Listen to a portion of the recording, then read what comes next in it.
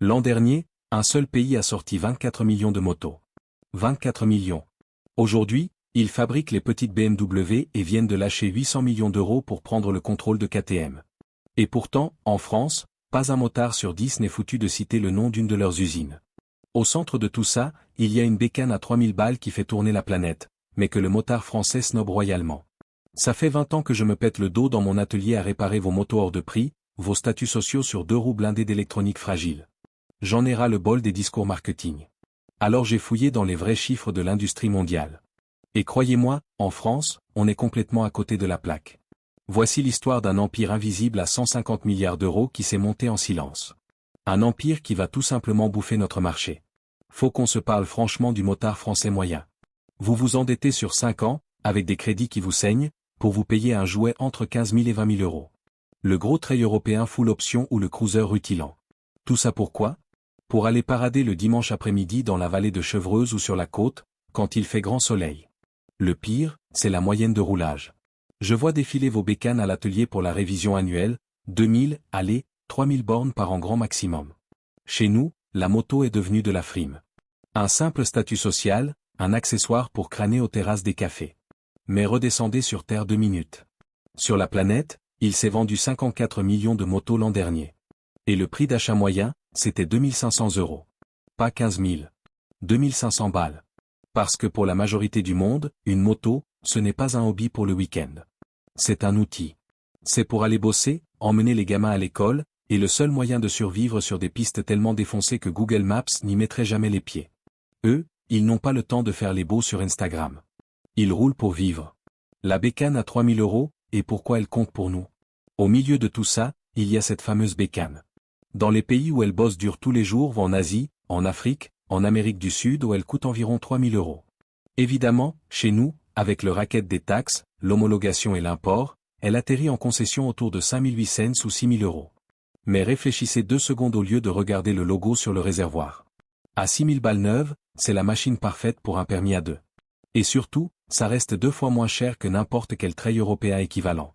En tant que mécano qui a les mains dans le cambouis, mon constat est clair, c'est tout simplement le meilleur rapport qualité-prix du marché actuel, point barre.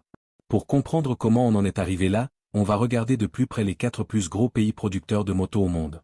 Et on ne va pas les classer par leur prestige de salon ou leur victoire en MotoGP. On va les classer par ceux qui gagnent la vraie guerre, celle de vendre des bécanes au monde réel. Le pays numéro 4, la Chine, la stratégie de la ferraille. Commençons par le numéro 4, la Chine. On croyait tous qu'ils allaient tout bouffer. Au début des années 2000, ils ont inondé l'Afrique avec des motos jetables vendues 600 balles à peine. Sur le papier, c'était le braquage du siècle. Mais laissez-moi vous dire ce que c'était en vrai, avec mes yeux de mécano, de la vraie ferraille. Rien de plus. Un métal tellement mou qu'on aurait dit du beurre, des cadres qui pétaient net au premier gros nid de poule, et des moteurs qui serraient en 3 mois. Et le pire, pour essayer de réparer ces daubes? Impossible. 0 SAV. Aucune pièce de rechange parce que l'usine en Chine avait fermé ses portes le mois d'avant pour se mettre à fabriquer des grille-pains ou des sèche-cheveux.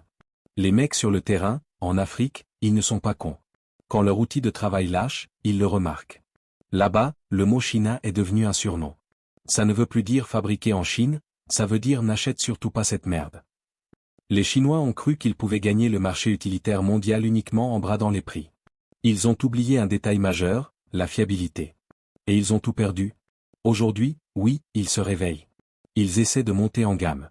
CF Moto a gagné le championnat du monde Moto 3, Zhongshan rachète à tour de bras, et on voit débarquer chez nous des trucs pas mal, comme la Ibex 450 à 6500 euros. Ils s'améliorent, c'est vrai. Mais pour le vrai marché du volume mondial, celui de la vraie vie, la fenêtre s'est refermée. Quelqu'un d'autre a pris la place. Le pays numéro 3, l'Italie, magnifique mais inutile. Numéro 3. L'Italie. Et là, ça me fait mal au cœur de le dire. Écoutez, j'adore Ducati, Aprilia, MV Agusta. Ces bécanes, ce sont des œuvres d'art absolues. Des châssis de fou, des moteurs qui te filent des frissons. Je les aime, jusqu'au moment où l'un de vous me l'amène à l'atelier pour un malheureux jeu aux soupapes et que je dois tomber la moitié de la foutue moto juste pour accéder aux culasses. C'est du délire d'ingénieur embourgeoisé. Mais regardez les vrais chiffres. C'est la claque. En 2024, toutes les marques premium italiennes réunies ont vendu péniblement 127 000 bécanes. Sur 54 millions au total dans le monde. Ducati, la grande marque rouge de vos rêves humides? c'est 0,1% du marché mondial. Même pas une goutte d'eau. Il y a des usines indiennes qui sortent ce volume-là en un seul mois, le lundi matin avant la pause café. Derrière la vitrine, c'est la misère financière. MV Agusta a été racheté, revendu, a failli faire faillite 10 fois, ils ont été sauvés in extremis par KTM, gardez ça en tête, on y vient. Et Benelli? Vous achetez ça en pensant Forza Italia, mais c'est 100% chinois en dessous. L'ingénierie italienne aujourd'hui, c'est devenu du luxe. C'est le sac à main de la moto. Magnifique en vitrine, totalement inutile dans la vraie guerre du marché mondial. Le pays numéro 2, le Japon, les légendes qui pédalent dans la semoule. On passe au numéro 2, le Japon. Et là, attention, je pose mes outils sur l'établi et je tire mon chapeau. Honda, Yamaha, Suzuki. Ça, mes petits gars, c'est du matos sérieux. C'est ultra fiable, c'est réfléchi, c'est conçu par des mecs qui savent ce qu'est un vrai moteur. Rien que sur l'année dernière, Honda a fabriqué 20 millions de bécanes. 20 millions. Ils ont mon respect éternel. Quand vous m'amenez une japonaise à l'atelier, je sais où je mets les mains. Mais alors, avec une qualité pareille, pourquoi ils ne sont que deuxièmes sur le podium mondial? C'est très simple, le prix. Sortez un peu de votre confort et regardez ce qui se passe en Afrique. Là-bas, une petite Honda utilitaire va coûter entre 800 et 1200 €. Sauf que la bécane concurrente, celle du pays numéro 1, sort à 400 balles. Faites le calcul. Pour un mec qui se crève le cul toute la journée pour gagner 6 €, la légendaire ingénierie japonaise ne pèse absolument rien face à 2 mois complets de salaire. La logique mathématique est implacable. Les Japonais le savent. Honda a vu l'Inde leur prendre 50% du marché africain sous le nez, et exploser les compteurs en Amérique latine. Du coup, c'est la panique. Honda délocalise en Inde pour survivre sur les petites cylindrées et préparer ses usines électriques. Ils ne sont pas morts, ils réagissent. Mais croyez-moi, ils ont peur. Le pays numéro 1, l'Inde, la révélation. Et voilà le numéro 1. Le grand gagnant, celui qui écrase absolument tout le monde en silence, l'Inde. L'an dernier, ils ont craché 24 millions de motos de leur chaîne de montage. C'est plus que la Chine, et plus que le Japon. Je vous entends déjà ricaner derrière votre écran. L'Inde? Sérieusement? Oui, messieurs, l'Inde. Vous pouvez bien rigoler le dimanche avec vos beaux cuirs de marque hors de prix, mais réveillez-vous, ils ont actuellement 4 entreprises dans le top 10 mondial des constructeurs. Rien que leurs exportations annuelles, ça représente 8 fois le volume total de toutes les bécanes qui se vendent chez nous en France sur une année complète. 8 fois notre marché, juste en export. Alors, la vraie question, c'est comment ils ont réussi ce braquage mondial? Je vous l'annonce direct, ils n'ont pas fait ça avec du marketing à 2 balles ou des campagnes de pub tapac sans grave-l'œil. Ils l'ont fait avec du pur pragmatisme de terrain. Vous voulez savoir comment ils s'y sont pris? Prenez la différence radicale avec la Chine. Quand les Chinois inondaient l'Afrique de merde jetable sans aucun service après-vente, les Indiens, eux, ont débarqué avec un constructeur que la plupart de vous ne savent même pas prononcer, Bajaj. Et Bajaj a fait ce que fait un vrai pro, ils ont construit un écosystème. Pas juste balancer des caisses de moto sur un quai de port. Leur approche pragmatique, c'est ce qui manque tellement aujourd'hui. Ils ont payé des ingénieurs pour former les mécaniciens locaux. Ça, c'est de l'investissement. Moi-même à l'atelier, je respecte ça. Ils ont ensuite inondé le marché de millions de pièces détachées qui ne coûtent presque rien. Mais là où ils ont tout déchiré, c'est l'adaptation technique. Ils n'ont pas essayé de vendre des suspensions de circuit aux mecs qui roulent dans le désert.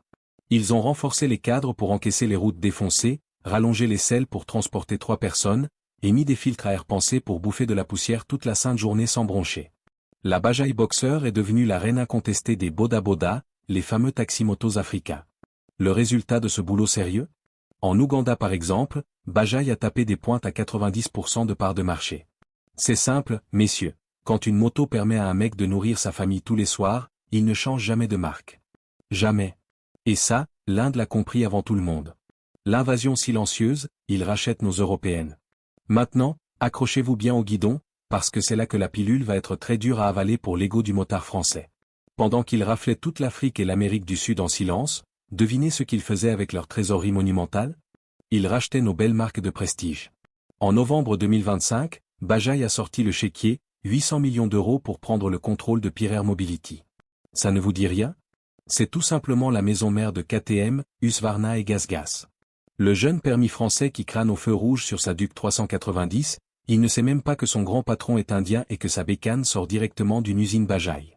Et ça ne s'arrête pas là. Prenez la sacro-sainte ingénierie allemande. BMW s'est maqué avec l'Indien TVS. Vous savez, les petites BMW G310R et G310 GS qui se vendent comme des petits pains? Elles sont entièrement fabriquées en Inde par TVS. D'ailleurs, ce même constructeur TVS vient carrément de racheter Norton, une marque anglaise historique et mythique.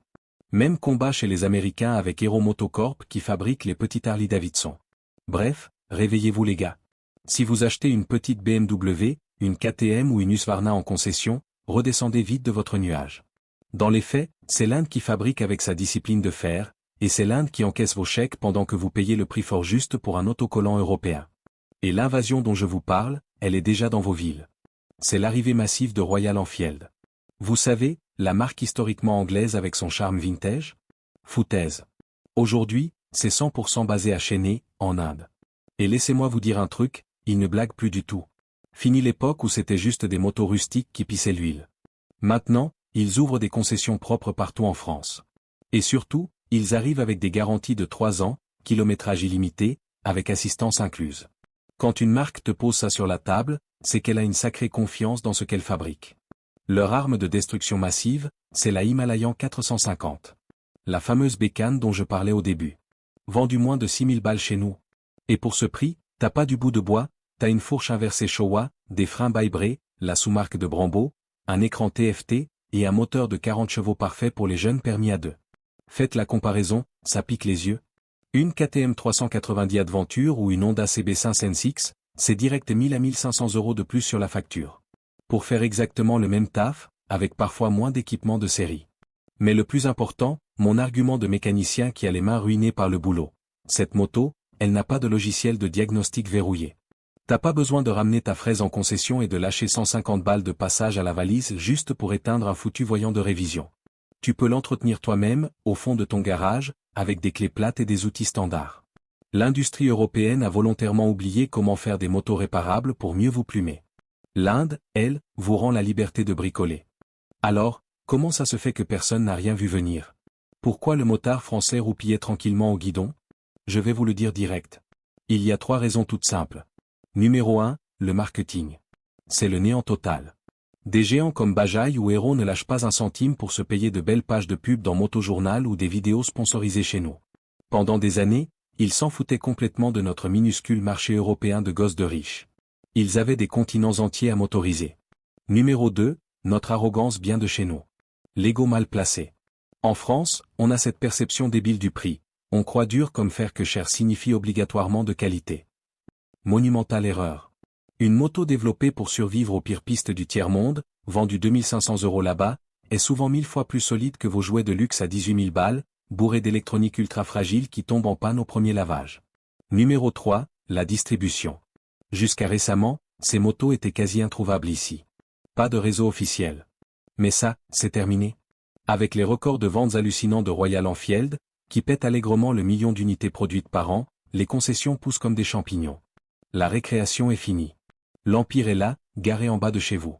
Alors, la question finale que je vous pose, les gars, maintenant que vous savez tout ça, que l'Inde sauve KTM de la misère, qu'elle fabrique vos BMW chéris, et qu'elle propose enfin des motos que vous pouvez réparer vous-même au fond de votre garage avec une simple boîte à outils? Vous allez vraiment continuer à claquer 15 000 balles juste pour un logo sur le réservoir? Soyez honnêtes dans les commentaires. Est-ce que vous achèteriez une Royal Enfield ou une TVS en sachant tout ça? Je lirai vos réponses. D'ailleurs, si vous voulez un vrai test comparatif dans l'atelier, avec de la vraie mécanique, la Himalayan 450 contre la KTM 390 Adventure et la Honda CB5 NSX, dites-le moi. Si vous êtes chaud, je le fais. Lâchez un pouce bleu si ça vous a enfin ouvert les yeux, et abonnez-vous si vous en avez marre des discours lisses des marques. Allez, salut!